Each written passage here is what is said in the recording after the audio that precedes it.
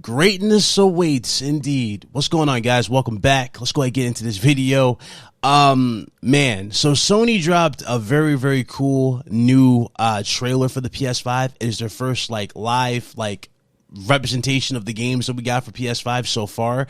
It looks dope. I ain't gonna lie. There's a lot of subtle hints to games that we've seen already. We saw Spider-Man multiple times throughout the trailer. We saw Aloy, we saw Kratos, but there was one particular character in here, and granted, it's so subtle. They were so quick with the tease for it, but a lot of people are talking about it possibly being Uncharted 5. And basically, we see a female with a torch going through the darkness. Now, again, I don't know if that is Uncharted 5. I don't know if that's maybe Sony's doing something with the Tomb Raider situation. I don't really know, but I ain't gonna lie. When I saw that, I immediately thought, yo, man, this is definitely taking a lot more from the Tomb Raider side with the torch and everything. It looked like she had a backpack on, and this particular character, just walking what appears to be walking towards what appears to be a treasure. So again, it's very up in the air on whether or not it's Tomb Raider or it's Uncharted 5. Now, we already talked about Uncharted 5 on the podcast. There is a possibility, super strong possibility that Uncharted 5 will happen. However, it will not be done by Naughty Dog. It will be done by another developer. And like I said before, I'm on board with it somewhat, but I'm not really sold on it all the way that Naughty Dog is the one to go for this particular, any other developer, is the one to go for over Naughty Dog. Naughty Dog is the one who just, when you think of Naughty Dog, you think of Uncharted, you think of just nothing but pure quality.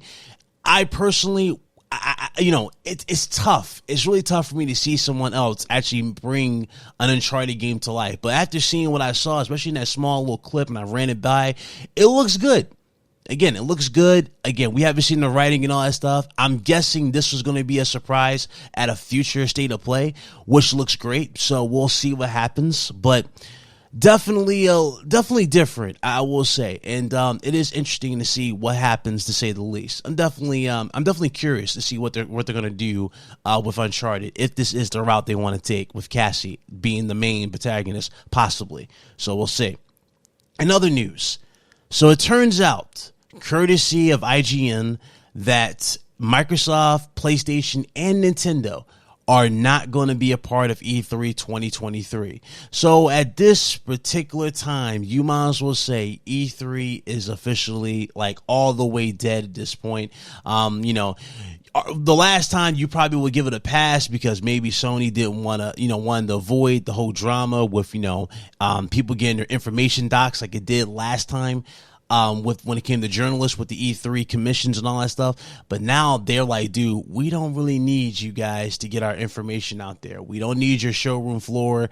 We don't need your, anything from you. So if that's the particular case and this is the way they're going to go, then, they already set themselves up, and pretty much all of them have set themselves up to where they don't need anybody. You can say they can go to PAX for sure. PAX is definitely still on the table for anything that Sony and Nintendo or Microsoft might want to do in the future. So that's obviously going to still be there. You have Gamescom, you have the Game Awards with Jeff Keighley, and then you have the ultimate, or you have the other shows that they all have on their particular sides. You have Nintendo Directs and Treehouse for Nintendo. You have the Xbox developer showcase they have for theirs, and then you have those other Xbox shows, and you have Sony with their state of plays and possibly PSX. So you do have options, or they have a lot of options to get their games out there in any particular format that they want, and they really don't need E3. So it sucks to suck at this point, but really, it was a good time, man. I will say that. It was a good time. E3 was definitely a big part of our childhoods, but unfortunately, it's, time's moved on. So it is what it is. In other news, to end the video off, PSVR, man. It turns out that the shipments for the PSVR2 have been cut in half due to the very low pre-order numbers for the PlayStation VR2. Now, There's a multiple things that can be factoring into why these pre-orders are low. The one particular one that really comes to mind is the fact that the PlayStation VR2 headset is not compatible with the PlayStation VR in general for the PS4. That could be the number one reason for sure, and you can definitely throw that up there. But there's another reason why this could also be the case. From what we've seen so far in terms of content for PSVR2, there is a good amount of content, like the I forgot it was the Forbidden Wild. I think this was called Forbidden Wilds, the Horizon game. That looks good for PSVR2 for real, also real.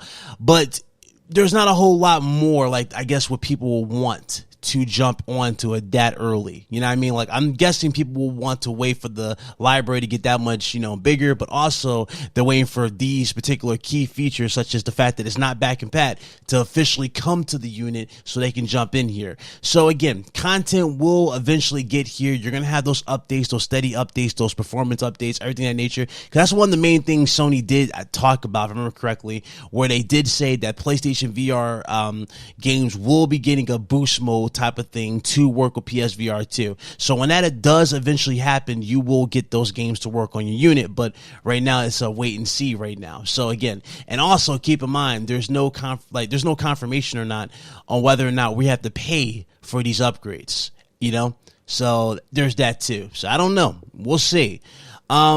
Is this a bad, is it bad for PSVR 2? Is PSVR 2 on a bad, bind? The answer is simple. No, they're not in a bad bind, but they definitely, just got to tread, thinly. They just got to get the content out there, and they should be 110% fine. I don't really see an issue whatsoever on their particular end, but we'll see. We'll definitely see, and we'll update as this whole thing progresses. So there's a quick video. Thank you guys for watching. Catch you guys on the next one. I'm out.